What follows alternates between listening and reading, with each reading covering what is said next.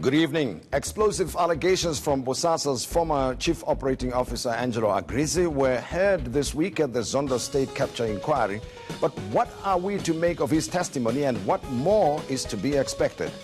News 24 thinks it has found out who the Twitter user Mens Not Beriru actually is, and what are the benefits and setbacks of staying anonymous online, and what did it take to find the man behind the parody account.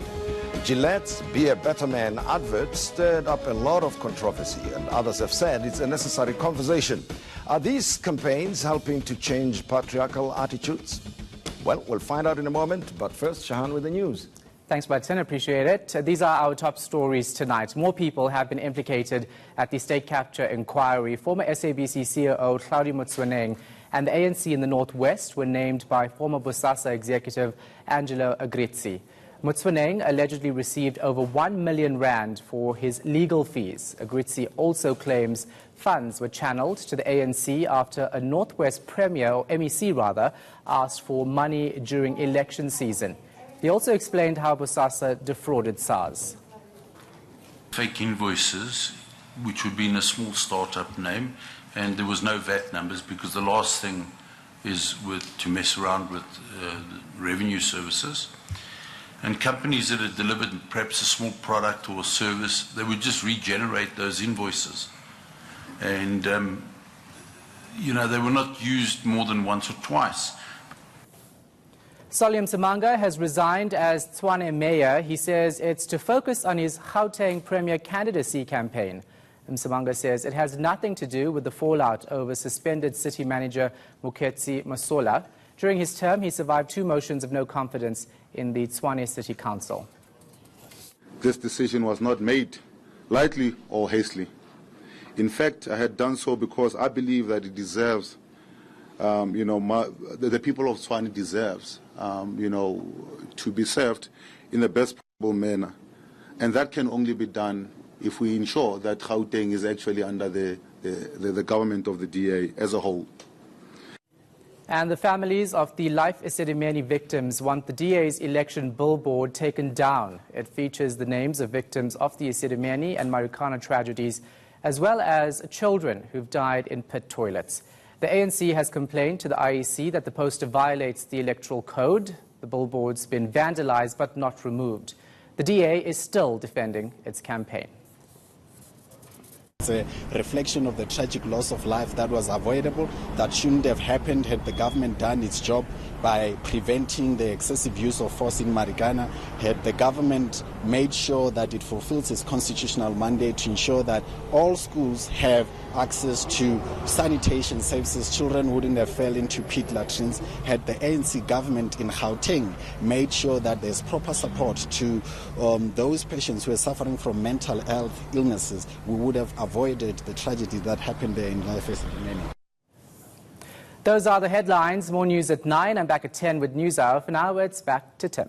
Thank you very much, Sean. Well, the Zondo Commission got off to an explosive start when allegations made the news this week, and former Chief Operating Officer of Bosasa Angelo Agrizzi showed us pictures of a vault full of cash. He provided details of a vast network of money laundering, racketeering, bribes, groceries, and fake watches that were handed over to government officials. And this is what the Zondo Commission was all about this week.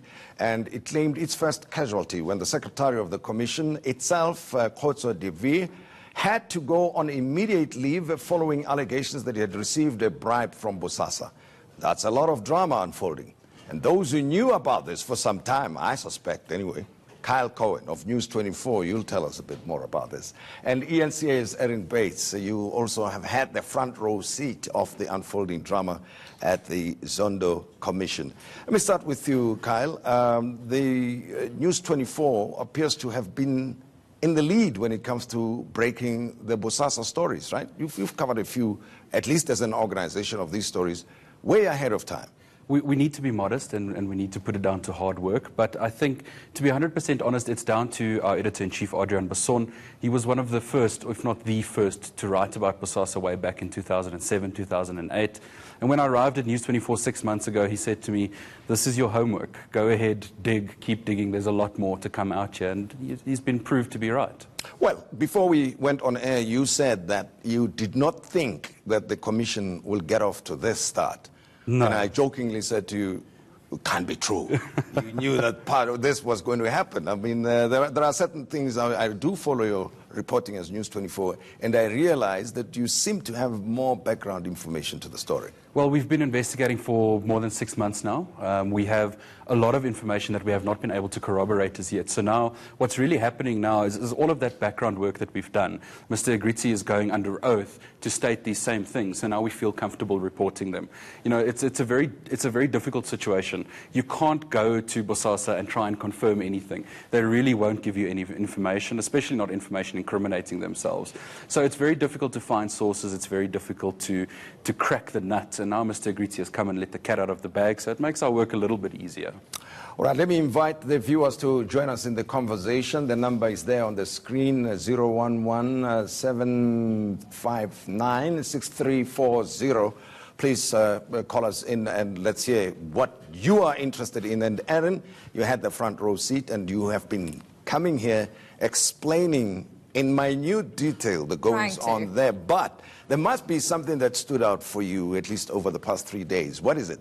Well, I've got to say that video was just jaw-dropping. You know, it was absolutely galling to see how candid these Bosasa officials were, counting out those stashes of cash, you know, lumping them across the table and going 1, 2, 3, and we're talking hundreds of thousands, not 1, 2, 3 rand. It's amounts of money most of us as South Africans will never see in a lifetime, never mind every week when they were making their chicken orders. So that really stood out for me, and I have to say today, hearing that Bosasa officials were using the deaths of their workers' family members, parents, children, siblings, to basically cook their books. So what they would do is they would register a check as a kind of sort of commiseration fee to their staff, but they wouldn't pay it to their staff. We're talking about security guards, people working at places like Lindela. Their grief was exploited on Agrizzi's allegations in order to help them cook their books and launder money.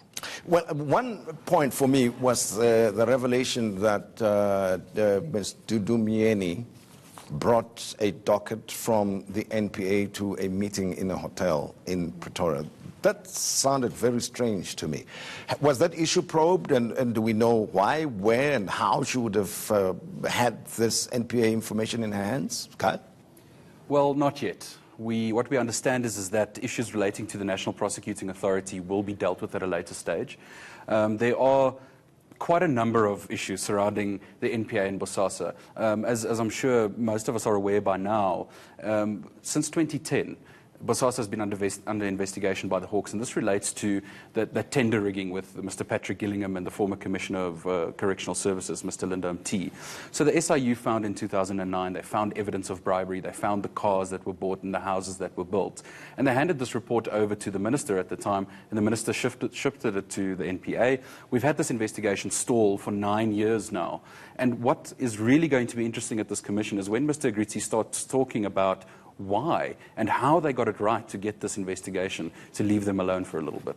But what is it that you think, and you may know, but we can speculate, you think led to Angelo Agrizzi coming forward and providing so much detail? Because he seems to have been prepped enough for him to remember so much detail, bringing about the videos as well. I'm not sure how much information is shared with the commission.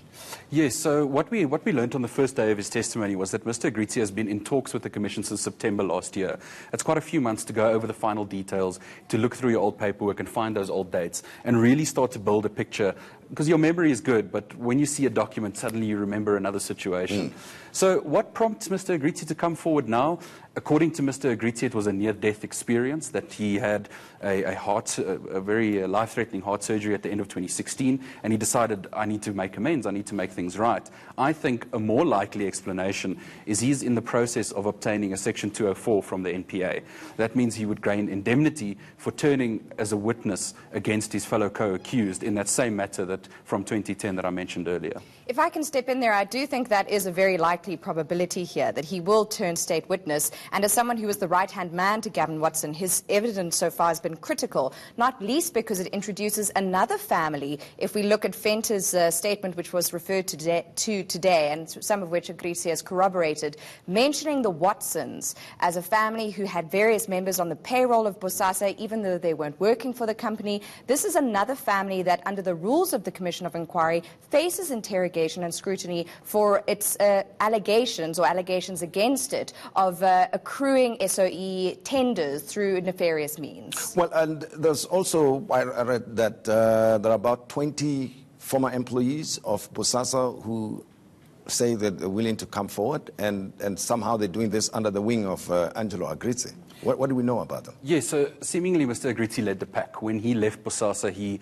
took a few very loyal members of the Bosasa executive with him, and some other members also then stepped up. You know, obviously, working in a place like Bosasa where it's kind of public knowledge, you know, within the halls of Bosasa that there are bribes being paid and things are not being done quite by the book, I'm quite sure there are a few people still there now who would really feel better about themselves and about what they're doing with their lives if they were to speak the truth and they were to come out and tell about all these criminal things that they have seen. And it seems like Mr. Agrizzi led that charge. He brought these people in. He even testified today that he's been looking after some of these families, because what happens is as soon as they step up and they want to start talking out, they are victimized and forced out of the company and they lose their livelihoods. And most often it would be husband and wife who worked for Bosasa. And you have a situation where children can't go to school because there's no money for school fees, there's no money for food, and people are losing their houses and their cars. And it looks like Mr. Agrizzi stepped up and really tried to help those people. Well, yeah, just talking of that, it's not only that they would lose their salaries, he would also then, these people would be liable to have the taps closed on bribes, because we heard yesterday when that shocking video was played and gone through frame by frame, that bribes were paid internally, so hush money paid to staff who were seeing these bags of cash being, you know, ferried up and down the corridors of Bosasa and then out of the building, and then also external bribes to people linked to the ANC, for example, in the Northwest, AXA and union officials who had information, in one case, on a tender with Sasol.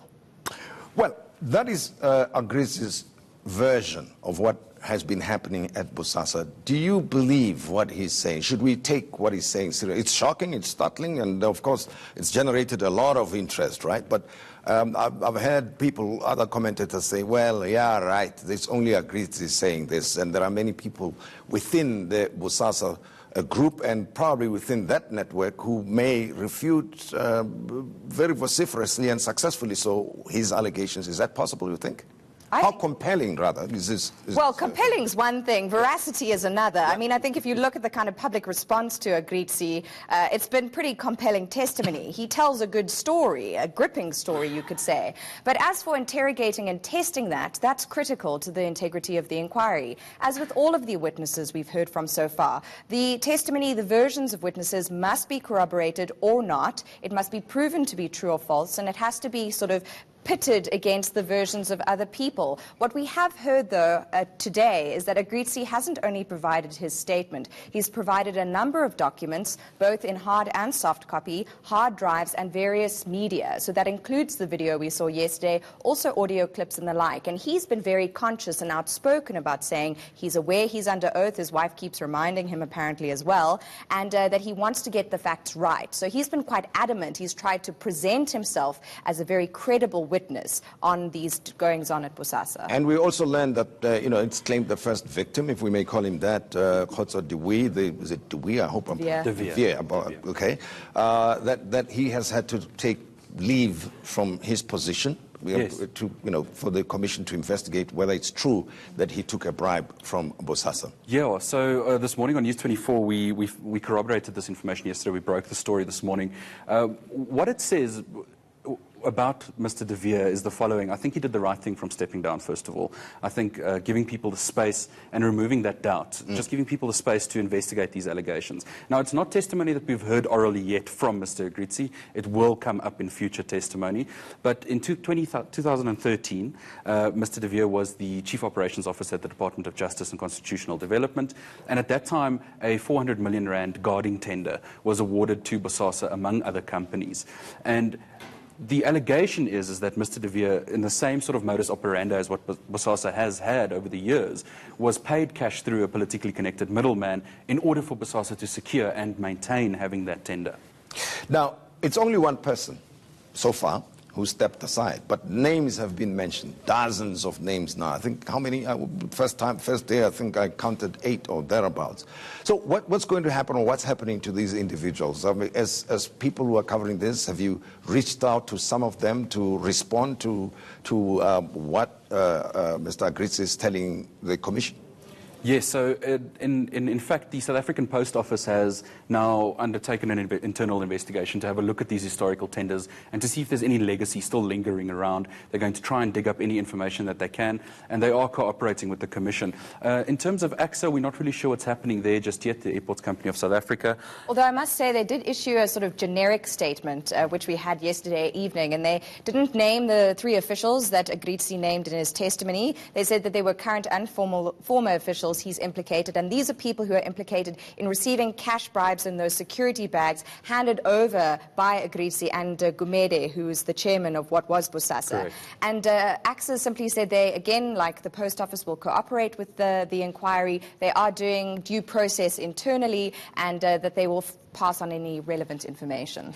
All right, let's go to Port Elizabeth. David is joining us from there. Good evening to you, David. Welcome. Good evening, Tim. How are you? I'm good.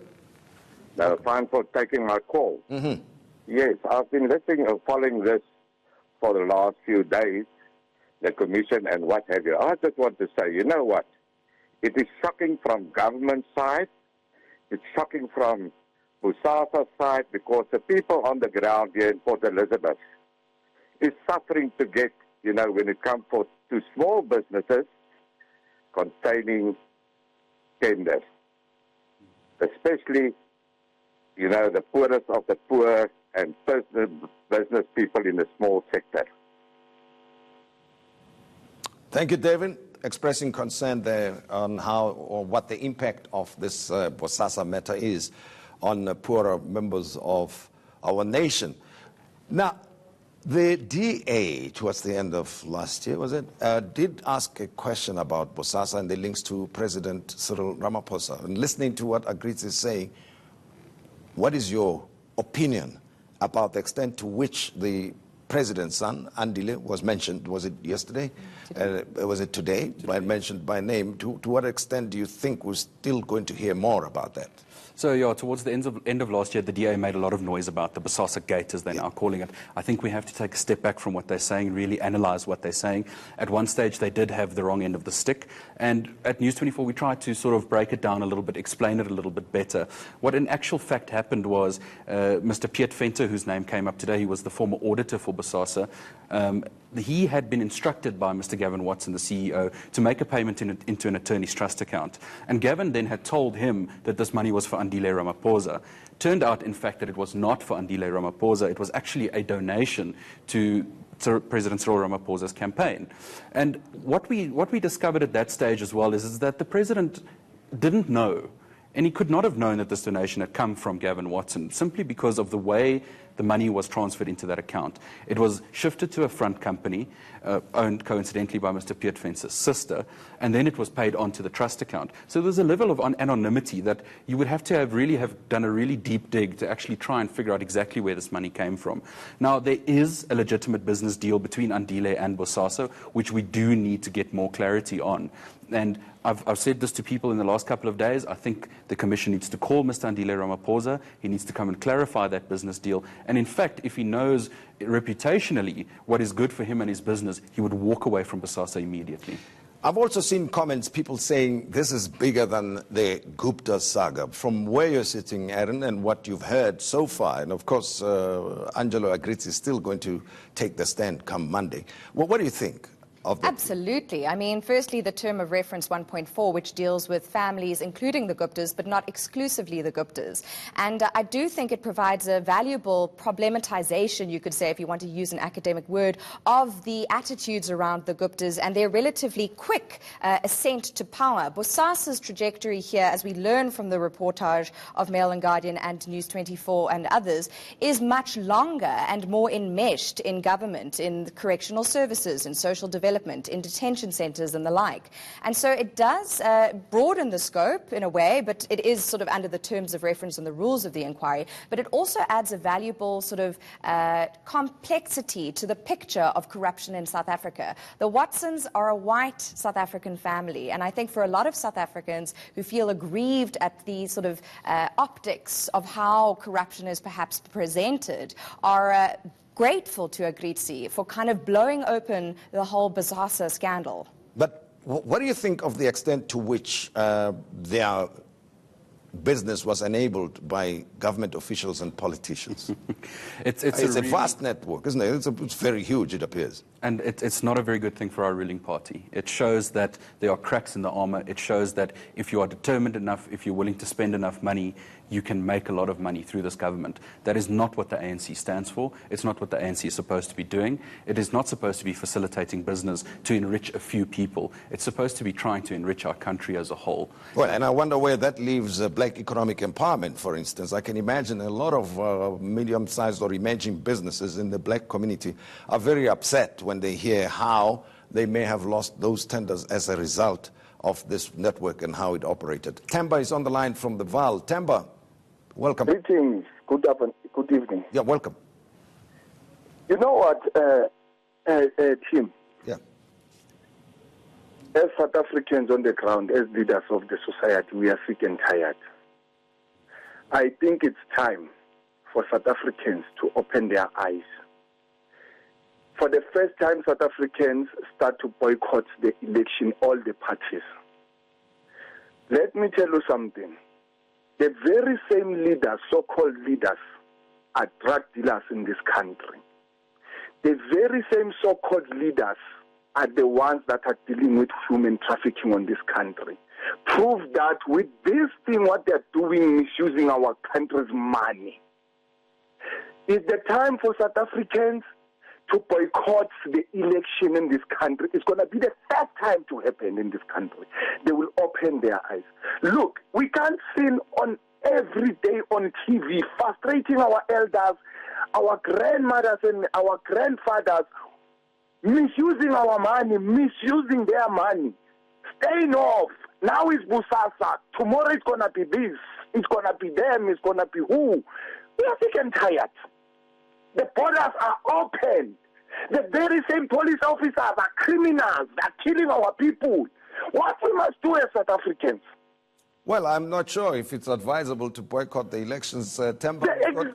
We've got 200 plus political parties who will be contesting the election. So, you know, one would say maybe you're spoiled for choice. We are, as voters in South Africa, if you're unhappy with the situation at this time. But nevertheless, that's your view. Sidwell from Tsusumani. Sidwell? Okay, we'll go to Sidwell in a moment. But we're still going to hear more from Agrizzi, right? And there's talk that even some of colleagues in the media received payments from Bosasa. Well, I didn't. But looking at those stacks of money, you know, yeah. you can imagine how enticing it would be. Have you gone that route? Have you investigated? We have tried. Yeah. Surprisingly, it's a lot more difficult than catching a corrupt government official. I think journalists know the practices of other journalists and they hide them a little bit better, which is all the more shocking, I think. Of all the allegations to come out of Bosasa, there are a lot of very worrying things that have happened. We've had the power of our criminal justice system usurped by a select few people because of money. That's worrying in and of itself, but it's not something new. It's not something that we haven't seen. But you know, I have to raise this with you, Kyle. Your own colleague, Adrian Basson, has come under attack because of the perceived close relationship with Agrizzi himself, yes, leading to people to suggest that he might be one of those named come next week. I have been assured, and I trust Adrian Basson implicitly when he says this. He met Mr. Agrizzi on one occasion at his home, as a journalist trying to convince a source to give him information. Of course, there are going to be smear campaigns. You would have noticed that there is also a criminal case against Mr. Agrizzi for using the K word during a dinner conversation with Mr. Gavin Watson's children. And these are all things that started coming out around about the same time. We saw Mr. Agrizzi's attempts to sort of start blowing the whistle were ramping up a little bit. People were becoming more aware of where he was heading and what he was doing. And suddenly these things start dropping. And I don't want to defend Adrian Basson. He's my editor. He's my mentor. But I do believe him when he says to me that this is total nonsense. This is something that has just been drudged up because News 24 has been reporting on Bosasa since the middle of last year. We've been giving them a lot of hassles. We've been, time after time, we've been revealing some of these scandals. And I think that is why they would want to go after Adrian and really make him look like a guilty party. Let's hear from Sidwell, who's in Alexandra, here in Joburg. Sidwell, good evening. Sidwell? Okay. Looks like we lost him. But Erin, I want to hear from you what you think, who you think should be the most worried now with names coming out of that. When you look at the allegations surrounding the specific individuals, who do you think should be the most worried at this time? Well, I mean, that's a tough call. It's like Sophie's choice. You know, there are a lot of names that are bandied about and are still to be bandied about. Obviously, Gavin Watson is very severely compromised on Agrizzi's testimony and also on Venta's statement, which was admitted today and raised by Pretorius. So I think he really faces a lot of serious allegations here. It does seem, to return to your question about Agrizzi's motivations, as though he has a bit of an axe to grind when it comes to Watson, and that there's a lot of bad blood over the goings-on inside Bosasa and the money floating around and the collusion, really, within the business and then with government officials. But I just want to return to what Themba said earlier, because I think he touches on a sentiment that a lot of South Africans feel, learning about what happened at Bosasa, perhaps sort of understanding it for the first time, despite all of the good work of many journalists. This is in a very public forum, under oath, an exposure of a company with a long relationship with government. And I think that grief and that frustration that he feels is totally palpable for a lot of people who expect so much of a government that so far hasn't done anything to distance itself from Bosasa's now incarnation as African Global, or give us any clarity on what contracts still exist and have been ended as a result of these prima facie allegations and video evidence of money laundering. Well, let's hear from a viewer. Anele is in Pretoria. Anele? Evening, Tim, and evening to your guests in the studio. Welcome. Thank you so much. One of the things that I want to start by highlighting, Tim, is that for a very long time in this country, corruption, as it has been reported by major media houses, some of them at least, has always consistently had a black face. I'm saying that because most of the time when corruption has been written about, it will be big scandals that are happening primarily in government entities and government departments. Now, what we have seen Angelo Agrizzi doing in the past 3 days of his testimony at the State Capture Inquiry Commission is to demonstrate that corruption has got actually no color. Now, my question especially to the News 24 gentleman, not specifically narrowly to him only, but broadly to the media, how will that narrative be changed, and how will most media houses report objectively on issues that pertain to corruption without necessarily with a condescending undertone that seeks to suggest that corruption is only specifically targeted by certain people or certain race within our society? Thank you. Yes, I'd very much like to respond to that. It's a criticism we receive every day. I think, Anela, to be 100% honest with you, the problem is that the majority, or 98% of our government employees are unfortunately black men and women. It is just it's a fact of life. We cannot change that. When the media sets out to investigate tenders and government issues, inevitably, if there is a culprit, it is going to be a black man or woman. It is not something that we choose. It is just a sign of the times. It's where we are now. It's better for it to be here. And I think that you are right. I think that I have seen some publications who do take a bit of a highbrow approach to reporting on corruption, and sort of sometimes forgetting that all people are human and all people have some form of dignity. And it's easy to sort of give the big corporate more time to respond, and let the lowly man worry about himself. And I think Anela addresses a very valid point. I do think we need to take more care. The media will always make mistakes, but we will always work harder to try and fix it. I would say it's very difficult to talk about the media as one kind of homogenous unit, but I do think it is a very important and relevant point on the state capture inquiry, not least because the Zuma family and the Gupta family have received so much scrutiny.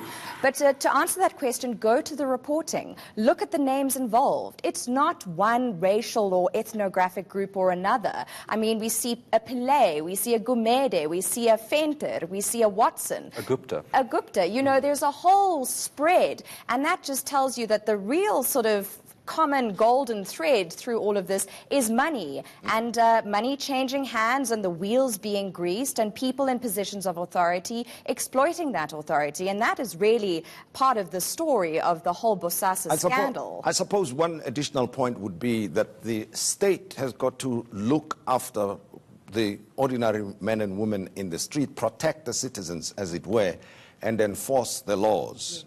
Yes. And when you hear that a state institution, for instance, that's supposed to prosecute, handed over a docket to a corrupt person or individuals, then we worry more about the state than those who are corrupt in the state, I think. We do, but we also need to remember that there are lawyers, there are auditors, there are private firms that are involved in supposed marketing or branding services to Bosasa that are involved here too. So there are at least three players. There's the collective of government officials, and many of those, as we heard from Agrizzi today, are affiliated with the ruling party, the ANC. Then we have the private sector in terms of service providers to government, Bosasa and its subsidiaries, and then we have all of the consulting services who are very happily playing ball with this whole plot. But you're right to mention government and its responsibilities, not least because that's a constitutionally mandated responsibility. Right. And what's happened here is that crooked people, and crooked's a pretty loaded word if you see how it's used in America, but crooked people in the National Prosecuting Authority, in SARS, in correctional services and the like, they allowed themselves to be roped into this great plot. Correct. Well, Agrizzi has been on the stand probably the longest of people who have appeared before the Zondo Commission, 3 days already, and he will be there probably an additional day or two? Probably for most of next week. For most of next week. And what do we expect from him, though? What is he likely to tell us? Well, frankly, I would like some big, heavy-hitting political names, because we were told they are in the statement, and we really haven't heard them yet. I mean, Hlari Motsoneng came up today, but that was actually from Venter's statement, and Venter saying that Watson had told him to pay over R1 million in legal fees for Hlari Motsoneng. We've heard allusions to Dudu Myeni, but not from Agrizzi's mouth, from the mouth of Pretorius, referring to his evidence, and I really think he needs to stop beating about the bush. He's under oath. He's promised to do all he can for his chair, as he refers to Zondo, very collegially, and he needs to deliver those goods. But is he being asked the right questions for him to get to that point? For now. For now. I think what we've seen in the last 3 days is the building blocks. The foundation has been set. So now we are ready. We are ready to move on to, we know how the cash was gotten into the business. We know who the players are at Bosasa, and we've got a very good idea of who Mr. Agrizzi is. So now the testimony should move to that next level. All right, let me quickly talk to Godfrey, who's calling us from Madibeng. Godfrey? Hi, Brad Tim, and hi to your panel. Welcome. Good evening.